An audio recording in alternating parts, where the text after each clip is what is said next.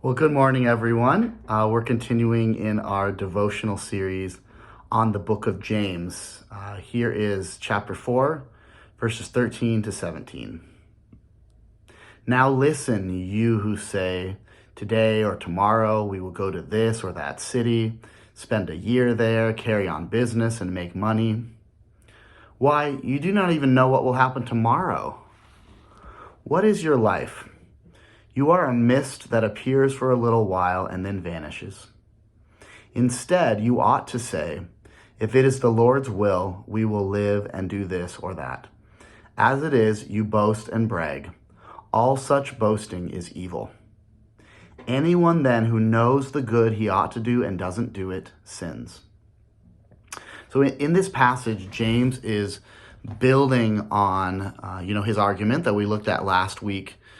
Just the idea that God exalts the humble, through the gospel, that when people humble themselves and submit to God, he lifts us up. Tim Keller has a quote about this kind of gospel-driven humility that James is getting at. He says, the Christian gospel is that I am so flawed that Jesus had to die for me. Yet I am so loved and valued that Jesus was glad to die for me. This leads to deep humility and deep confidence at the same time. It undermines both swaggering and sniveling. I cannot feel superior to anyone, and yet I have nothing to prove to anyone. I do not think more of myself nor less of myself. Instead, I think of myself less. So people whose hearts are changed by the gospel, they're not doing a lot of navel gazing. They're not doing a lot of, tying themselves in knots over who they are or what they've done or all these sorts of things. They free up their mind to serve God and to serve other people. And that leads to humility. You don't have to go around boasting and bragging and talking about your business ventures and all these sorts of things. And that's what humility looks like according to Jesus' brother, James. He says, don't make all these grandiose plans outside of God's counsel. It's okay to make plans, but say according to God's will, according to God's plan, if God wills it.